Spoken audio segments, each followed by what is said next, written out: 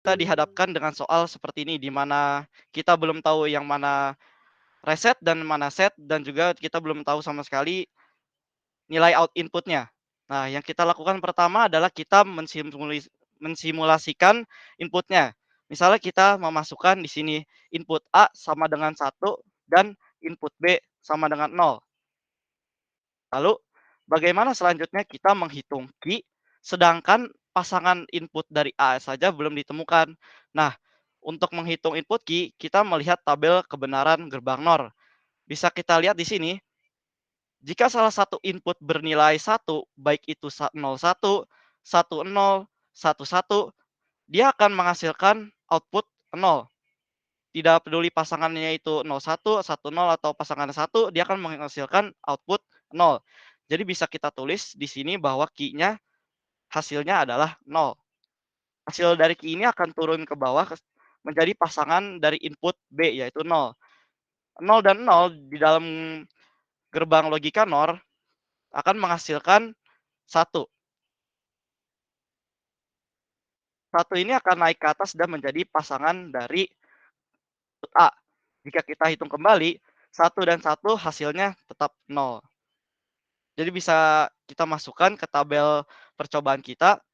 Step pertama, input A yaitu 1, input B yaitu 0, dan hasil key-nya itu 0, dan key aksennya yaitu 1.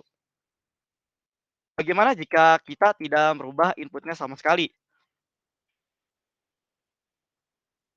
Nah, jika misalnya kita tetap samakan input A-nya 1 dan input B-nya 0, maka hasil dari key dan key aksen akan tetap sama. Bisa kita hitung di sini, kita tidak merubah, inputnya sama sekali, 1 dan 1 menghasilkan gerbang NOR yaitu 0. 0 turun ke bawah menjadi pasangan B, 0 dan 0 menghasilkan output gerbang NOR 1. 1 naik ke atas dan seterusnya akan menghasilkan output yang sama, yaitu key sama dengan 0 dan key aksen sama dengan 1. Nah, bagaimana jika outputnya kita rubah menjadi 0 dan 0? Nah, jika outputnya kita rubah menjadi 0 dan 0, bisa kita hitung kembali, 0 dan 1 menghasilkan output NOR 0. 0 akan ke bawah dan menjadi pasangan B, 0 dan 0 akan menghasilkan output NOR 1. Nah, bisa kita lihat di sini bahwa kondisi ini sama persis seperti sebelumnya, padahal output inputnya sudah diganti dari sebelumnya 10 menjadi 00. Nah, inilah yang dinamakan ketika inputnya di dalam flip-flop RS gerbang NOR ini inputnya dua-duanya 0 akan memasuki kondisi hold. Hold di sini maksudnya adalah dia akan mempertahankan kondisi output sebelumnya. Jika kita lihat kondisi output sebelumnya yaitu 01. Jika step selanjutnya kita masukkan input A dan B-nya 00, maka dia akan hasil outputnya akan tetap yaitu 01. Bagaimana jika kita merubah inputnya menjadi 0 dan 1? Nah, jika inputnya A-nya 0 dan B-nya 1, jika kita hitung kembali, A dan A yaitu 0 dan 1 akan menghasilkan gerbang NOR 0. 0 turun ke bawah, 0 dan 1 akan menghasilkan gerbang NOR 0. 0 ini akan naik ke atas dan 00 akan menghasilkan gerbang gerbang NOR 1. Nah, di sini bisa terlihat sebuah perbedaan bahwa dengan dirubahnya input dari sebelumnya 00 menjadi 01, maka akan merubah hasil yang sebelumnya key-nya 0 dan key aksen 1 menjadi key-nya 1 dan key aksennya 0. Nah, bagaimana jika kita mencoba 00 kembali? Apakah hasilnya akan tetap sama?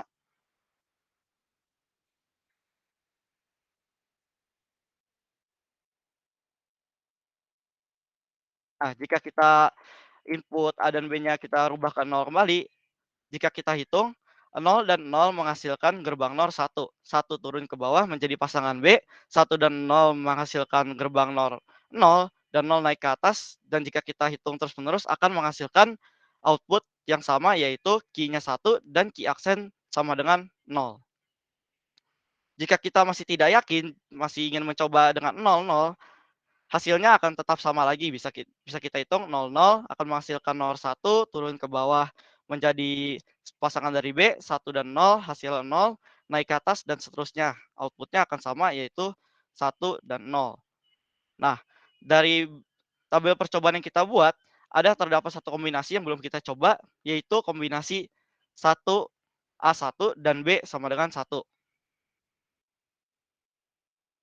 Nah, jika kita hitung, A1 dengan pasangan 0 menghasilkan gerbang NOR 0.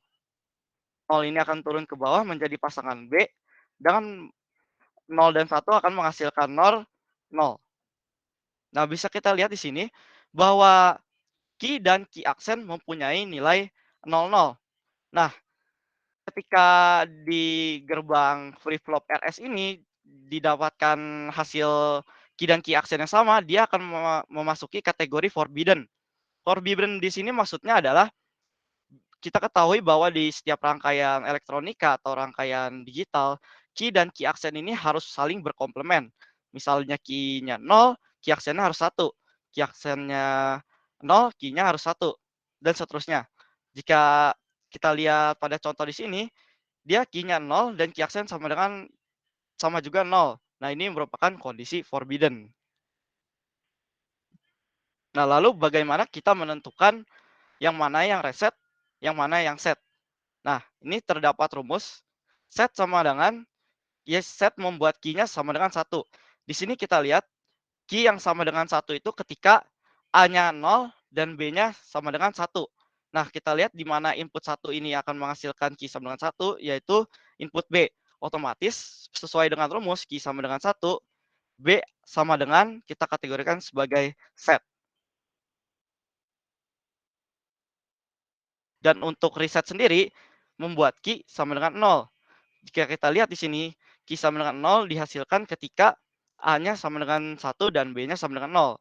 Jadi yang merupakan reset adalah A karena A-nya di sini 1 menghasilkan key sama dengan 0.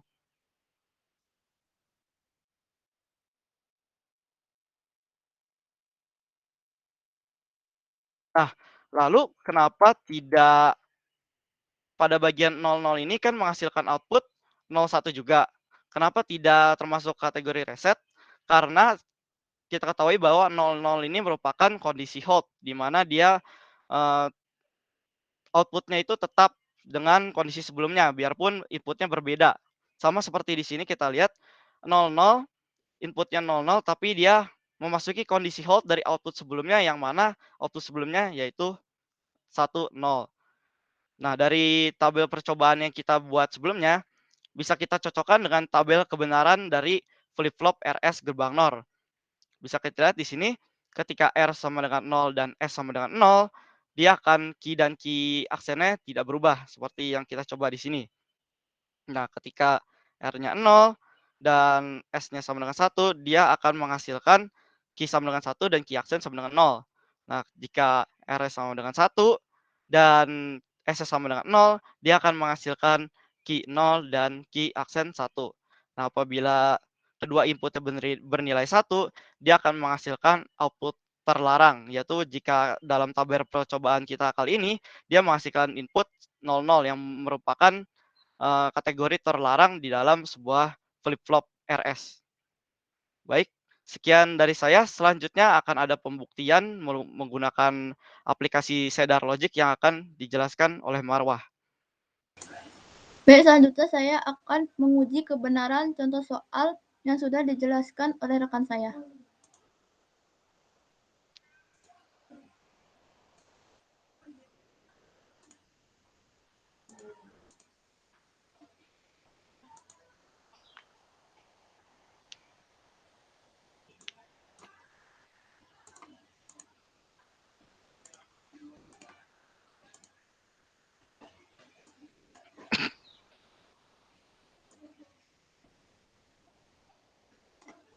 Apakah tabelnya sudah terlihat?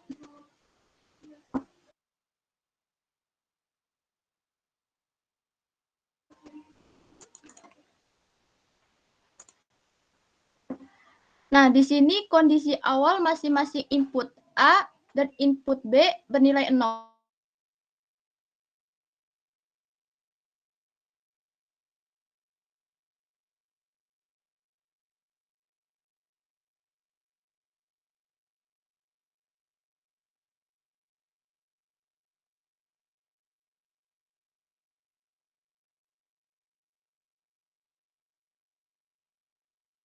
Hasilkan nilai 0 dan di sini menghasilkan nilai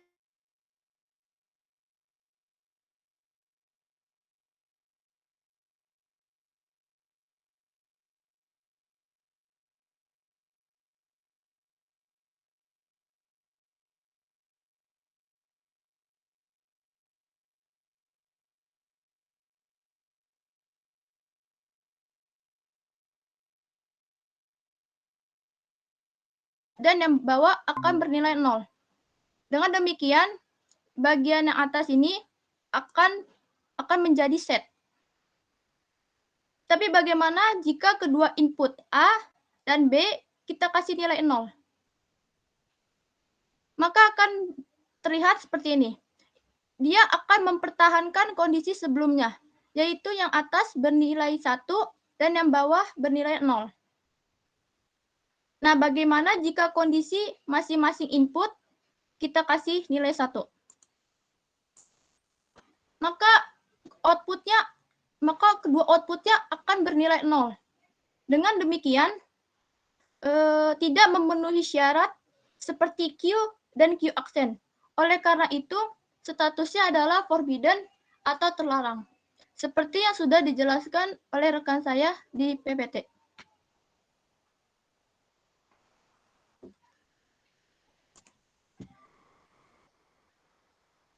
Sebentar.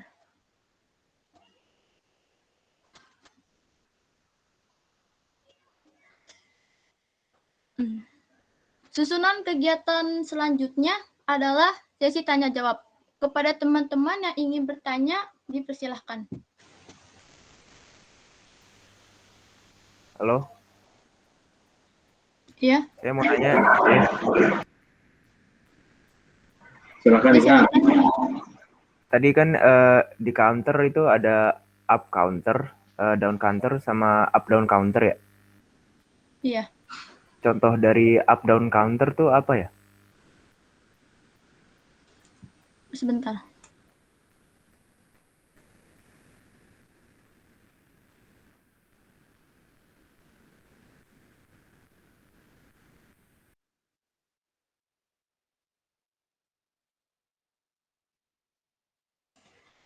Kan yang seperti yang dijelaskan tadi, up down counter itu ketika nilai keluaran, ketika nilai inputnya kita beri 1, maka dia akan menghitung naik up. Ketika kita kasih nilai inputnya 0, maka itu akan bernilai maka akan menghitung turun. Jadi misalnya seperti dalam keadaan contohnya bisa terjadi pada tasbih. Ketika kita mencet angka 1, maka ketika kita akan ingin memencet angka selanjutnya, maka pasti akan bertambah. Ketika kita menekan tombol yang di bawah, maka kita akan melihat nilainya itu akan berkurang. Seperti itu. Apakah jawabannya bisa menjawab pertanyaan? Iya. Makasih ya. Ya. Apakah ada yang ingin bertanya lagi? Marwah, izin bertanya. Ya, silakan.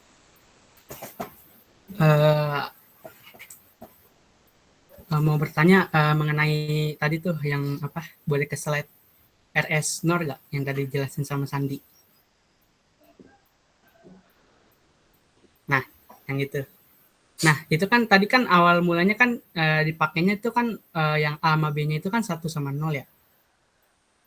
Iya. Terus di bagian titik hitam yang key sama key aksen kalau nggak salah tadi ditulisnya 01 itu emang udah defaultnya kayak gitu atau emang ada perhitungan lainnya ya? Oke, jadi izinkan saya menjawab. Jadi boleh dijelasin ulang lagi nggak? Oke, bentar. Oke.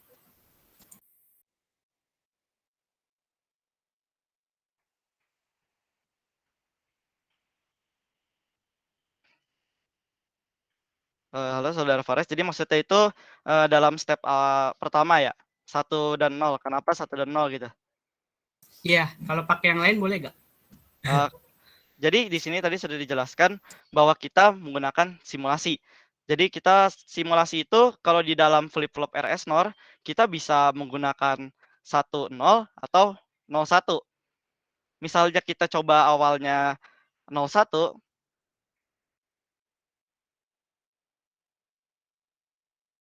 Nah, misalnya di sini 0 1. Bisa kita lihat, misalnya kita anggap di sini tadi belum ada pasangannya. Ini belum diketahui, dan key aksennya juga belum diketahui. Maka kita lihat ke tabel kebenaran gerbang NOR. Nah, jika di tabel kebenaran gerbang NOR, jika terlihat pasangannya 1, baik itu pasangannya 1 0, 0 1, 1 1, akan menghasilkan nilai 0. Nah, bisa terlihat di sini B bernilai 1, biarpun dia belum ada pasangannya, kita sudah bisa mengisi key aksen dengan nilai 0. Karena di dalam tabel kebenaran gerbang NOR sendiri, hasil dari apapun yang ada inputan 1 akan bernilai 0.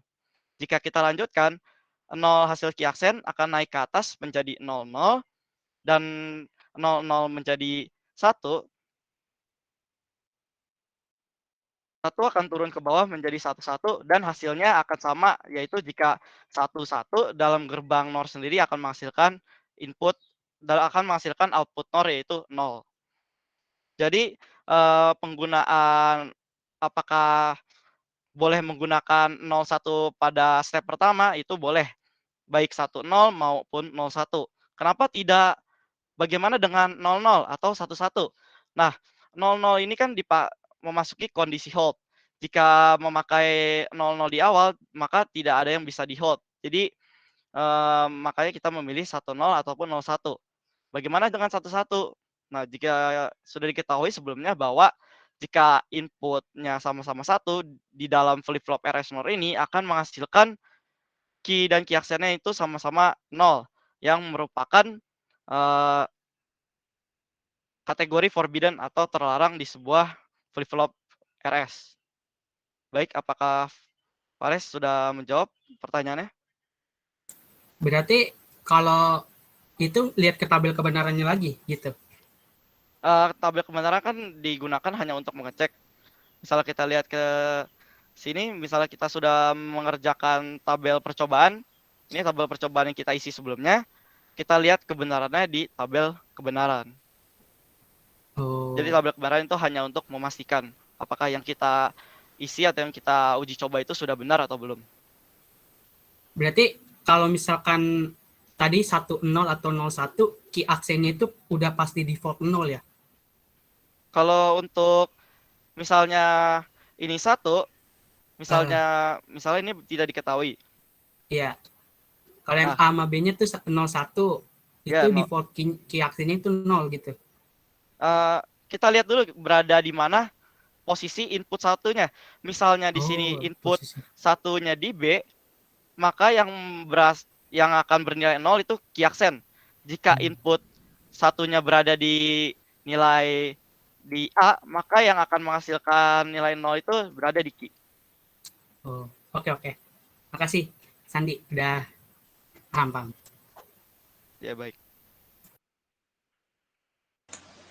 Apakah ada yang ingin bertanya? Saya ingin bertanya, Ya, silakan Anissa. apakah pemateri bisa menjelaskan kembali mengenai rangkaian pada jenis rangkaian sekuensial D flip-flop? Baik.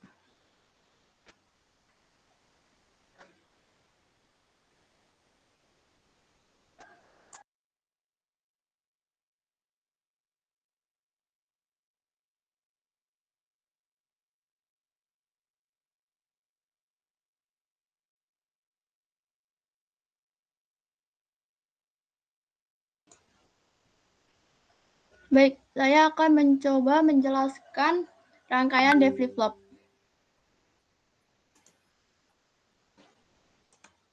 Izin share screen.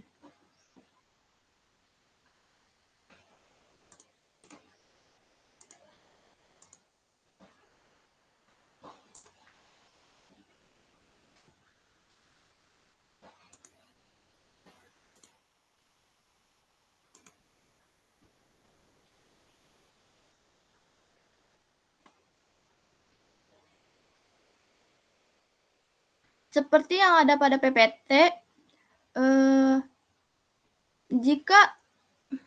jika nilai clock-nya bernilai 1 dan D-nya bernilai 0, maka kita lihat rangkaiannya dia menghubung kemana saja.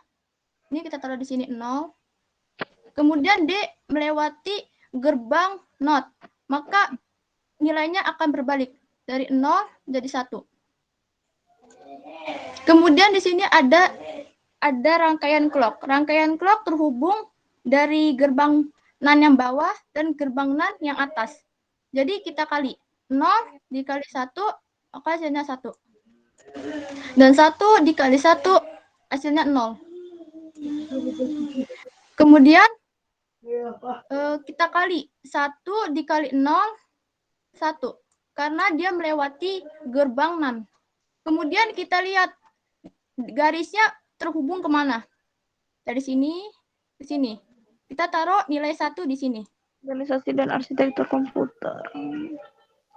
Kemudian untuk melewati gerbang NAND ini, kita harus mengalihkan nilai 1 dan 0. Maka hasilnya akan bernilai 1. Kemudian kita lihat lagi rangkaiannya. Kita taruh di sini 1. Kemudian kita kali lagi. 1 dikali 1, maka hasilnya akan bernilai 0. Maka, seperti yang terlihat pada tabel kebenaran, ketika clock-nya bernilai 1 dan D-nya bernilai 0, maka output pada Q akan bernilai 0 dan output pada Q aksen akan bernilai 1. Pada saat ini kondisi yang Q aksen ini berada pada keadaan set, yaitu bernilai 1. Apakah jawabannya bisa menjawab pertanyaan dari Anissa? Sudah, terima kasih Marwah. Baik, bersama. Apakah ada yang ingin bertanya kembali? Oke, gimana yang lainnya? Yang ngerti belum nih tentang flip-flop? Tentang flip-flop.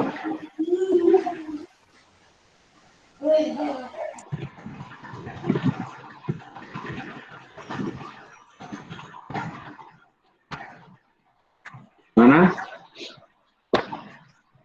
Ada yang udah ngerti semua ya tentang flip-flop ya?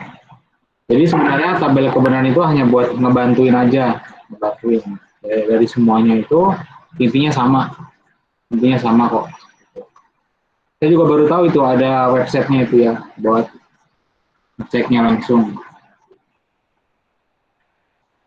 Oke, terima kasih untuk Sandi dan Marwah, Hilmawan dan Fatima udah siap belum?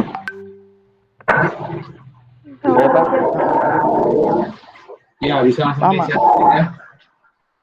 Pak, maaf, laptop saya kan ini Pak, apa namanya? Tadi habis nge-freeze ya, terus saya matiin ulang. Nah, bootingnya lama, tapi saya udah minta tolong Sasi Pak buat share screen. Minta tolong. Nggak apa-apa, yang penting ada yang share screen, siapa aja mau temannya bantuin. Oke Pak. Yang penting kalian bisa presentasi gitu. Nggak apa-apa, temannya bantuin, sharing share screen gitu.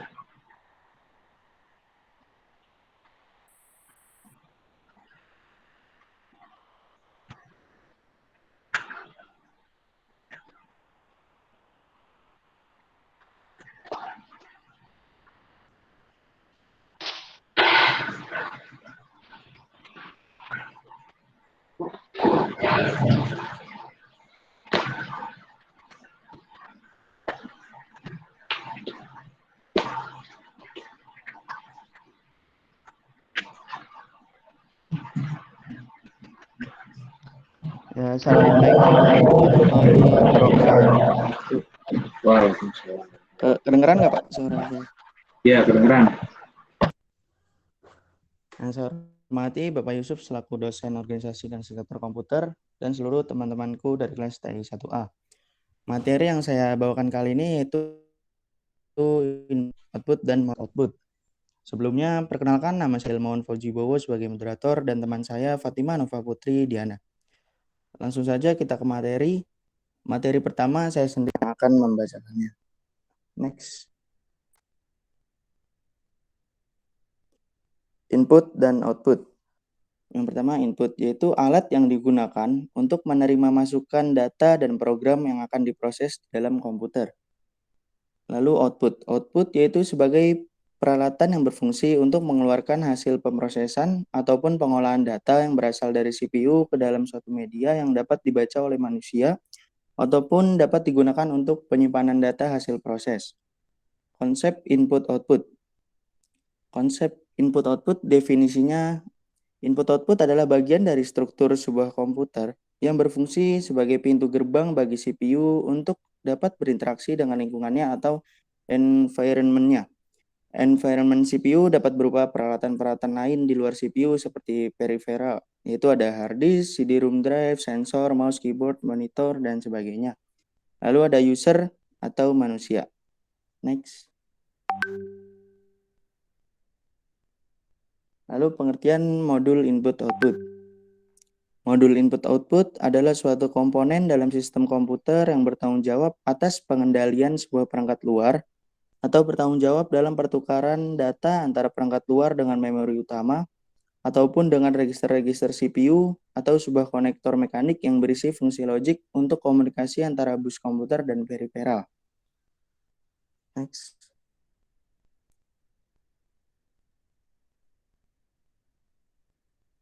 Next.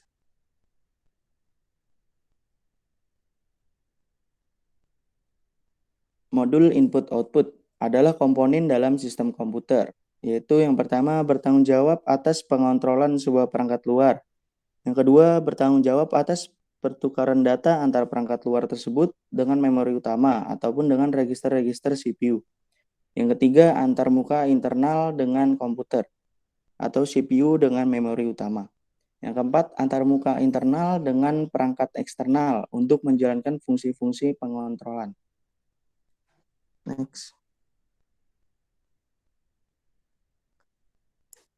Lalu fungsi modul input-output. Yang pertama itu kontrol dan timing. Berfungsi mensinkronkan kerja masing-masing komponen penyusun komputer. Lalu mengatur sistem secara keseluruhan. Yang kedua komunikasi CPU, yaitu sebagai komunikasi dari CPU menuju device eksternal. Yang ketiga komunikasi perangkat. Berfungsi sebagai media komunikasi dari device eksternal menuju CPU. Yang keempat, data buffering, berfungsi sebagai penampung data sementara baik dari CPU atau memori maupun dari peripheral.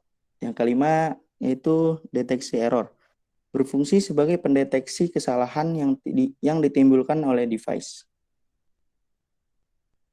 Next.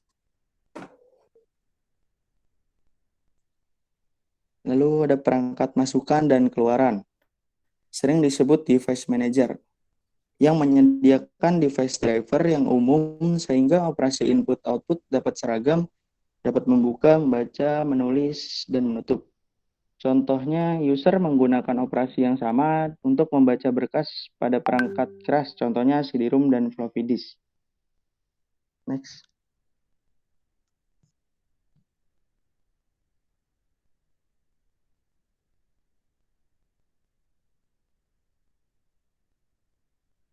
Next. Untuk penjelasan berikutnya, teman saya yang akan menjelaskan penjelasan berikutnya. Untuk Fatima, waktu dipersilakan.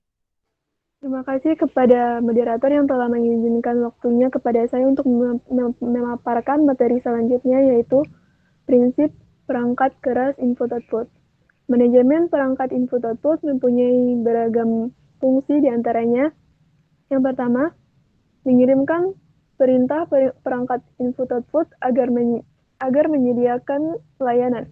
Dan yang kedua, menangani interupsi perangkat input-output. Yang ketiga, menangani kesalahan pada perangkat input-output. Dan yang keempat, menyediakan interface kepada pemakai. Next. Lalu ada struktur modul input-output. Sorry, slide-nya ini kebalik. Yang pertama itu mulai dari control line atau saluran kontrol. Saluran kontrol ini adalah saluran yang digunakan untuk mengontrol akses ke saluran alamat, pengguna data dan saluran alamat. Yang kedua adalah data line atau saluran data. Data line adalah saluran data yang memberikan lintasan bagi pemindahan data antar dua modul sistem. Dan yang ketiga adalah address line atau saluran alamat. Saluran alamat ini adalah yang digunakan untuk menandakan sumber atau tujuan data pada bus data. Next. Nah, lalu ada teknik masukan atau keluaran. Terdapat 3 teknik dalam proses kerja input-output, yaitu yang pertama, input-output terprogram, yang kedua, interrupt-driven input-output, dan yang ketiga adalah DMA. Yang pertama, kita akan menjelaskan tentang input-output terprogram. Pada input-output terprogram, data saling dipertukarkan antara CPU dan modul input-output. CPU mengeksekusi program secara langsung seperti pemindahan data, pengiriman perintah, membaca maupun tulis, dan memotoring perangkat. Kelemahan teknik ini adalah CPU akan menunggu sampai input-output selesai dilakukan modul input-output sehingga akan membuang waktu, apalagi CPU lebih cepat proses operasinya. Terdapat 4 klasifikasi perintah input-output. Yang pertama adalah perintah kontrol. Perintah kontrol adalah untuk aktivitas peripheral dan memberikan tugas yang diperintahkan. Lalu yang kedua adalah perintah tes. Perintah tes adalah untuk menguji status modul input-output dan peripheral. Yang ketiga adalah perintah read. Perintah read adalah untuk mengambil paket data, kemudian menaruh dalam buffer internal, selanjutnya akan dikirim melalui bus data. Yang keempat adalah perintah write. Perintah untuk mengambil data dari bus, data untuk diberikan pada perangkat peripheral tujuan data. Next. Yang kedua adalah interrupt-driven input-output. Teknik interrupt-driven input-output memungkinkan proses tidak membuang-buang waktu. Prosesnya adalah CPU mengeluarkan perintah input-output pada modul input-output bersamaan perintah input-output dijalankan. Maka CPU akan melakukan eksekusi perintah-perintah lainnya, dan setelah perintah input-output dijalankan, maka input-output akan melakukan interupsi pada CPU bahwa tugasnya telah selesai. Dan yang ketiga adalah teknik DMA atau Direct Memory Access. Teknik yang dijelaskan sebelumnya yaitu input-output terprogram dan interrupt-driven input-output memiliki kelemahan, yaitu proses yang terjadi pada modul input-output masih melibatkan CPU secara langsung. Hal ini berimplikasi pada yang pertama adalah kelajuan transfer input-output yang tergantung pada kecepatan operasi CPU. Lalu, kerja CPU tergantung karena adanya interupsi secara langsung. Nah, prinsip kerja DMA adalah CPU akan mendelegasikan kerja input-output pada DMA. CPU hanya terlibat pada awal proses untuk memberikan instruksi lengkap pada DMA. Dan akhir proses dengan demikian, CPU dapat menjalankan proses lainnya tanpa banyak terganggu dengan interupsi. Dan sekian pemaparan materi dari saya kembalikan lagi kepada moderator. Terima kasih Fatima atas pemaparan materinya. Yang terakhir saya akan membacakan kesimpulan. Itu kesimpulan modul I/O merupakan peralatan antarmuka atau interface bagi sistem bus atau switch sentral dan mengontrol satu atau lebih perangkat peripheral. Modul I/O adalah suatu komponen dalam sistem komputer yang bertanggung jawab atas pengontrolan sebuah perangkat luar atau lebih, dan bertanggung jawab pula dalam pertukaran data antara perangkat luar tersebut dengan memori utama ataupun dengan register-register CPU. Mungkin sekian pemaparan dari kelompok saya. Apakah ada yang ingin bertanya?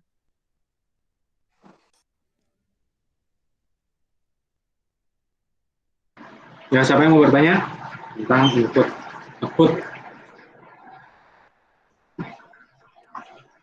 Jadi sebenarnya kalian yang kalian input itu nanti ada aritmatikanya lah, ada fungsi-fungsinya yang kalian inputin itu di komputer kalian sampai bisa keluarnya output. Teman-temannya ada yang mau bertanya? Kalau sudah ngerti semua nih, jadi kalau input output ya ini umum ya, ini masih umum. Ada yang mau bertanya? Ya, Michael. Tanya contoh dari interupsi input output apa?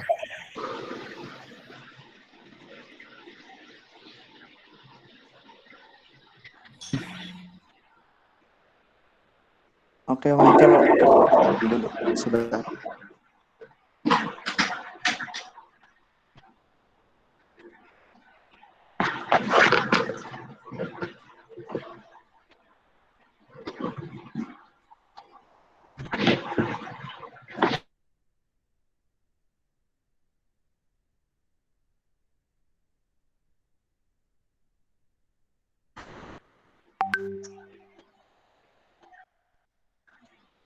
Terus pertanyaan saya coba jelasin alur dari mulai input bisa sampai ke output di dalam komputer itu seperti apa sih? Alurnya seperti apa bisa sampai saya ngetik I keluarnya I gitu. Coba dijelaskan.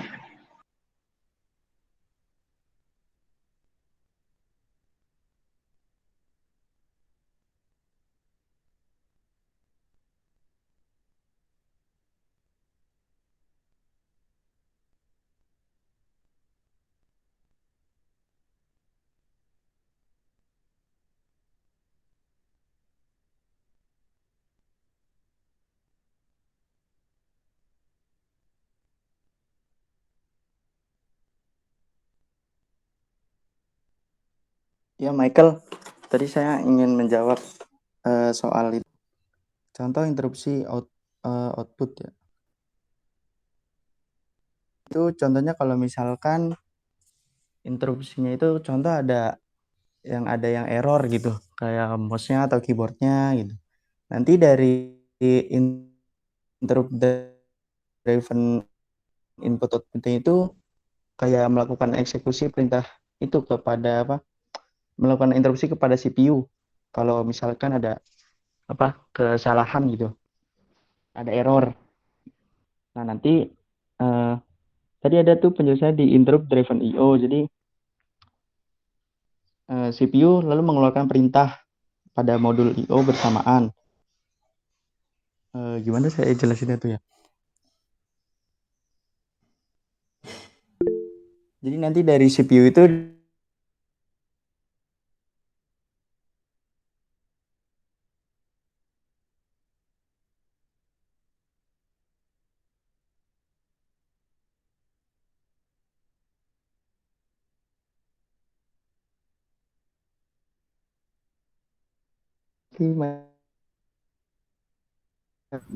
Ya, sudah bisa. Terima kasih.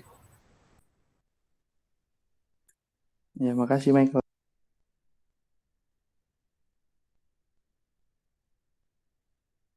Pak, maaf tadi pertanyaannya apa Pak? Penjelasan struktur apa Pak? Jadi misalnya saya input I, keluarnya bisa I, nah, itu gimana alurnya tuh di dalam komputer itu? Bisa ngetiknya ABC, keluarnya ABC. Di modul input sampai ke modul outputnya itu bisa sama.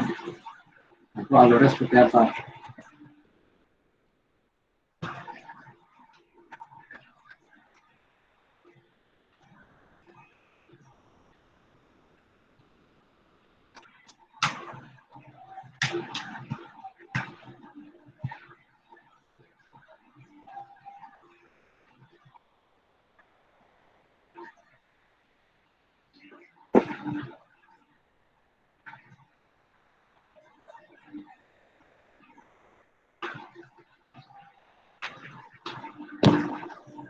Pak,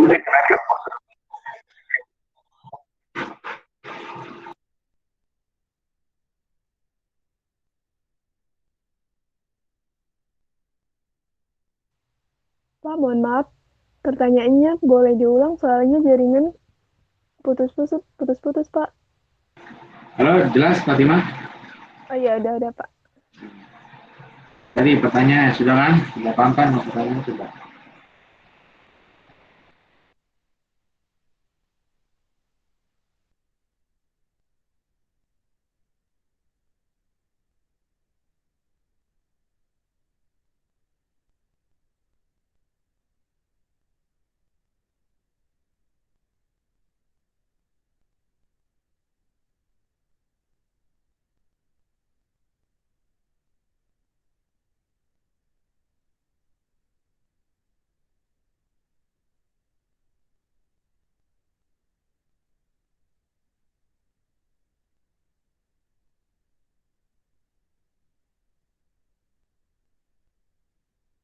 Bagaimana Fatima?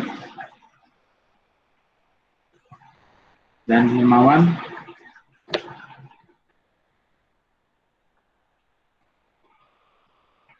Pak, maaf Pak. Jujur Pak, ini saya belum mendalami materi itu Pak, jadi belum bisa menjawabnya. Kalau Fatima gimana?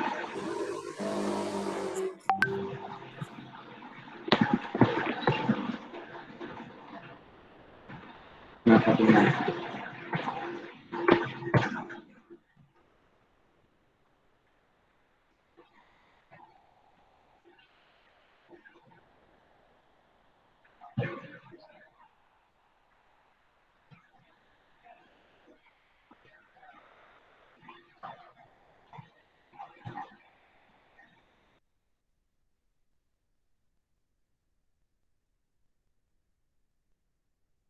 Nah, Fatima, tahu nggak nih Fatima?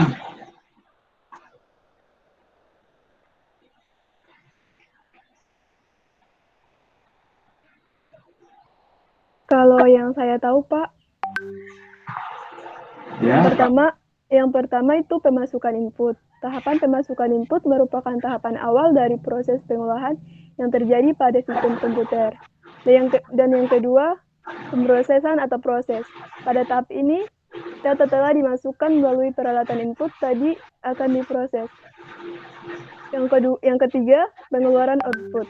Pada tahap ini, data yang tadinya telah dimasukkan melalui peralatan input, kemudian diproses oleh CPU akan bisa dicetak apabila sudah siap. Dan yang keempat, penyimpanan stroke. Tahap ini merupakan proses perekaman hasil pengolahan ke alat penyimpanan stroke device dan dapat dipergunakan kembali sebagai input untuk proses selanjutnya. Jadi, data mentah yang telah diproses tadi dapat disimpan pada media penyimpanan stroke device, agar nantinya bisa digunakan kembali sewaktu-waktu apabila ingin mencetak data tersebut. Apakah jawaban saya sudah menjawab, Pak? Nanti akan diulas lagi ya. Ya, terima kasih, silakan ditutup. Ya, Pak. Ya, makasih Pak. Makasih teman-teman sekalian udah mendengarkan presentasi dari kelompok saya. Kurang lebihnya mohon maaf. Wassalamualaikum warahmatullahi wabarakatuh. Waalaikumsalam warahmatullahi wabarakatuh.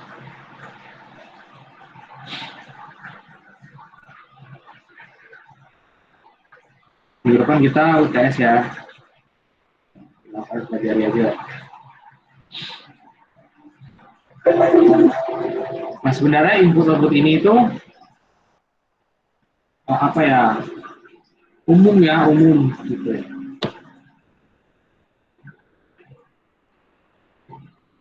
Kelihatan nggak? Kelihatan, Pak. Nah, input, output, atau model output. Jadi input atau output ya pasti perangkatnya ya, perangkat input maupun outputnya yang akan melakukan interupsi atau interaksi ya ke CPU. Nah, caranya gimana? Pasti melalui modul-modulnya. Ada input, lalu ada output juga. Nah, ini perangkatnya, kalau perangkatnya saya yakin kalian udah paham ya. Input, output ya, nggak usah di ini lagi ya. Seperti yang kalian tahu, ya, output itu nanti menerima kalau sebagainya. Ada yang multi bisa input bisa output ya satu device gitu. Juga bisa. Nah, ini contoh untuk outputnya ya, umum ya ini yang umum banget ya. Yakin kalian udah paham lah, udah bisa bedain input pelajaran sekolah nih ya. Nah, saya bilang tadi ada beberapa perangkat yang memang bisa input bisa output, jadi ada gapnya. Contoh di sini touchscreen ya, touchscreen itu juga sama ya, bisa input bisa output. Webcam, kalau webcam apa outputnya?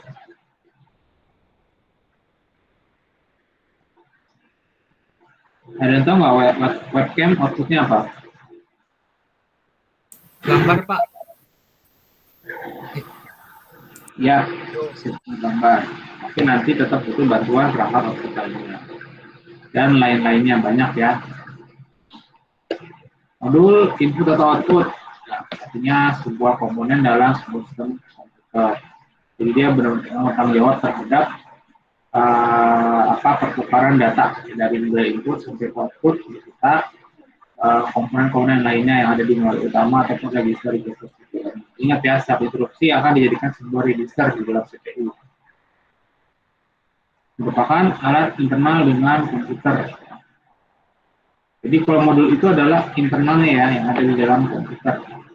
Jadi modul itu ya perangkat yang ada di komputer gitu ya, bukan seperti ini nih. Kalau ini perangkatnya, perangkat eksternal lah kita sebutkan. Nah, kalau modul output ini yang ada di dalam komputernya, komponen-komponen yang ada di dalam komputernya. Kalau ini hardware-nya yang di eksternalnya, yang di luarnya. Tujuannya agar apa? Ketika kalian nyolok yang dari luar ke dalam komputer, ya nanti dibaca oleh si modul input output. Ya, dari sisi fungsinya, pengaturannya itu bisa sampai sesuai dengan output yang kalian inginkan. Nah, ini adalah suatu diagram modul input maupun output. Ya. Jadi berawal dari logiknya nih, ya. Logik tentang input dan output, dia akan bertukaran mengenai data registernya. Jadi saya punya input output, ya. Saya punya input output nih, ya, pengaturannya. Lalu saya akan melakukan data register. Jadi apa aja nih yang akan dilakukan dengan data yang saya ada. Saya punya misalnya, saya punya data A sampai Z, 0 sampai 9 beserta simbol-simbolnya. Ya, itu logik input output saya. Lalu saya registerkan data saya yang akan saya ingin lakukan ke output gitu loh.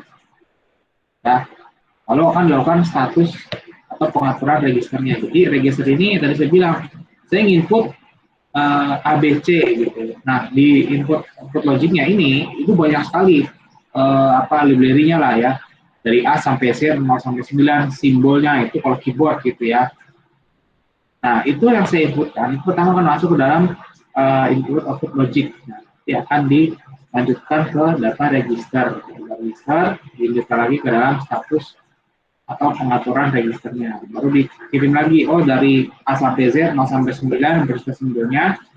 Yang hanya diinstruksi adalah ABCD. Gitu. Nah, di sini baru akan dilanjutkan ke eksternal atau internal device-nya. Gitu. Eksternalnya apa tadi? Misalnya layar monitor gitu. Udah berarti monitor nanti kelihatan datanya seperti apa. Ingat ya, eksternal device tadi ya, bisa monitor. Ya. Jadi outputnya biar saya bisa melihat itu ABC itu ada di external device monitor. Ini adalah alurnya. Pokoknya ingat aja kalau data register itu data interupsinya. Nah, kalian input ABC ya nanti berarti isi data registernya itu ABC. Kalau input output logiknya ini ada dalam modul ya, dalam modul perangkat itu semuanya ada di sini. Jadi ketika kalian ingin instruksi apa, si input output modulnya itu udah tahu.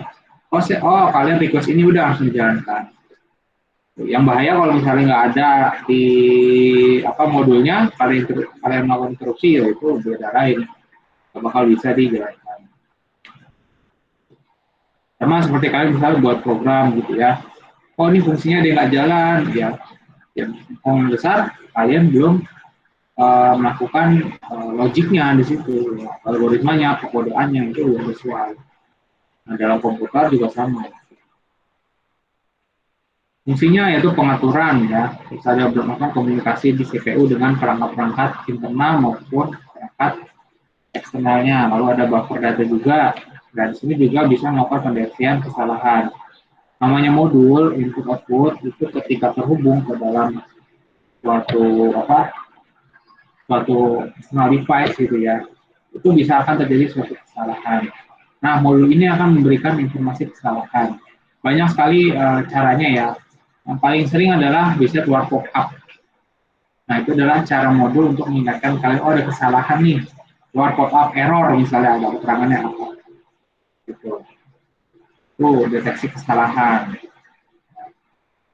Nah, ini contoh pertama, pengontrolan dan pewaktuan. Jadi, kalian harus memang kontrol dan timing di sini. CPU itu bisa mengatur instruksi yang masuk, serta waktunya ini kapan dia selesaikan. Lalu register-registernya menggunakan komponen-komponen sekundernya. Ya, ada lembaga utama, ada perangkat-perangkat sekunder, ada lembaga sekunder di dalam.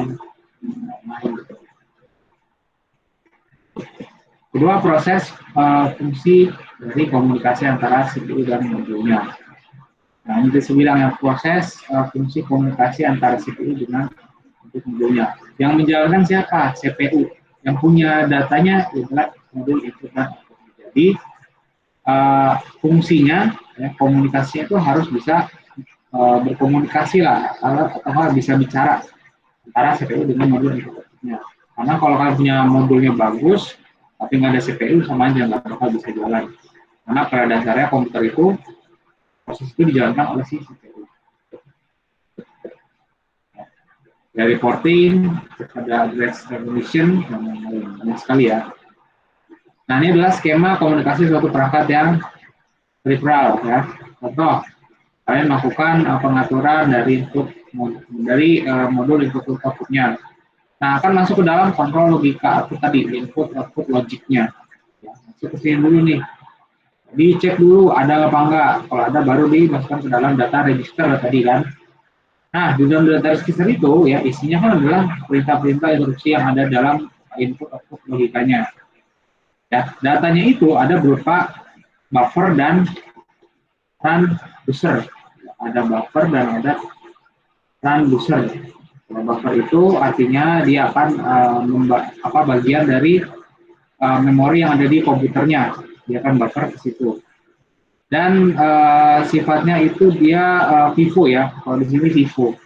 Artinya dia yang masuk duluan registernya dia akan dikerjakan duluan. Transducer adalah data yang ke arah dari luar. Data yang ke dan arah dari luar.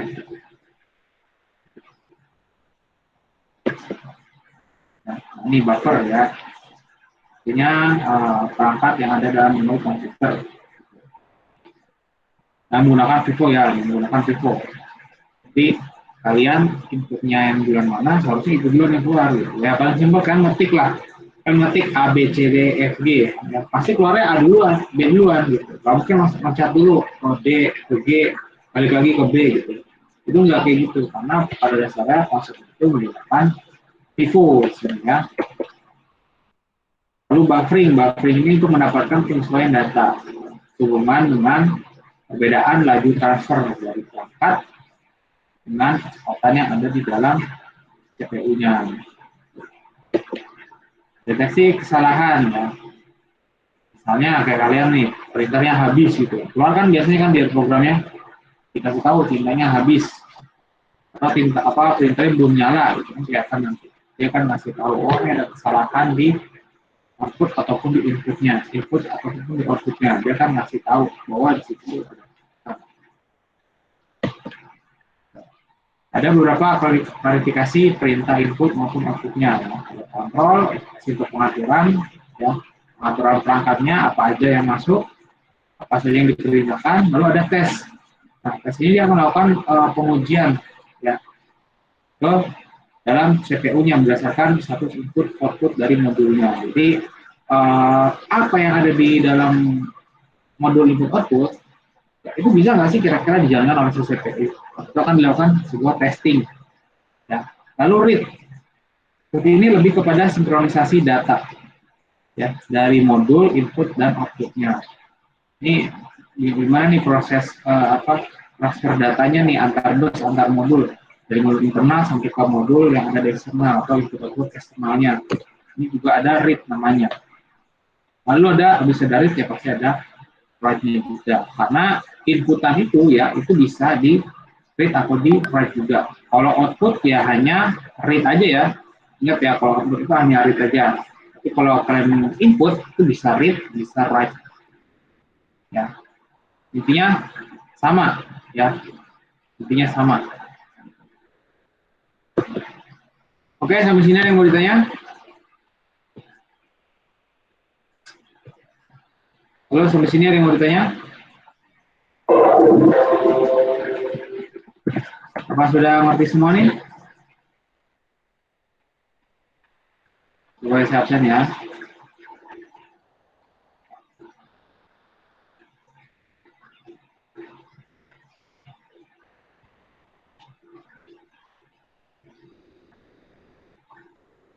Ihsan? Hadir, Pak. Michael? Hadir, Pak. Jason? Hadir, Pak. Nabila? Hadir, Pak. Fatih? Hadir, Pak. Kasih?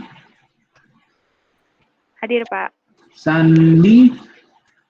Hadir, Pak. Marwah? Hadir, Pak. Hilman?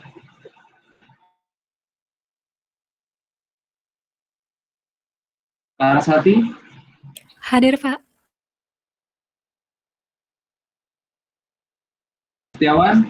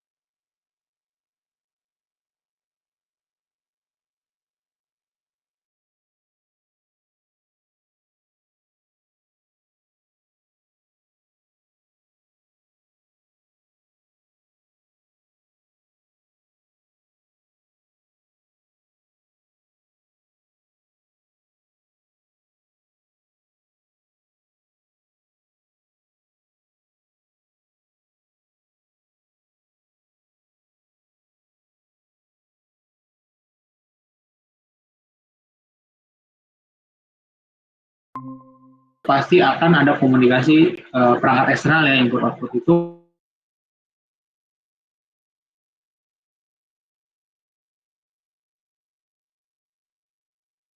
ketika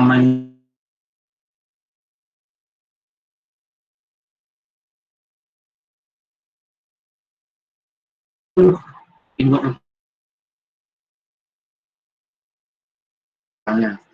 itu adalah contoh yang paling simpel ya. Kenapa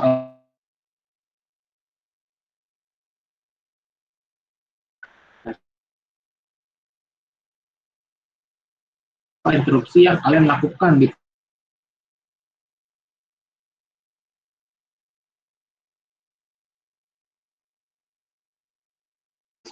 interupsinya apa, ada buffer, ya.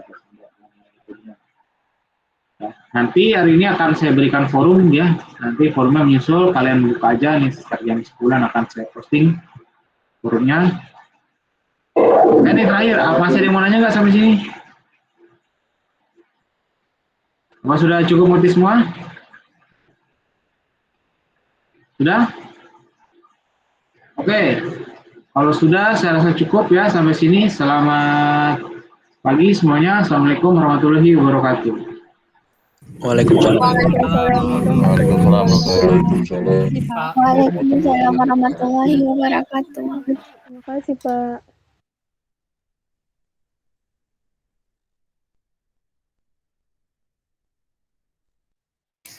Guys.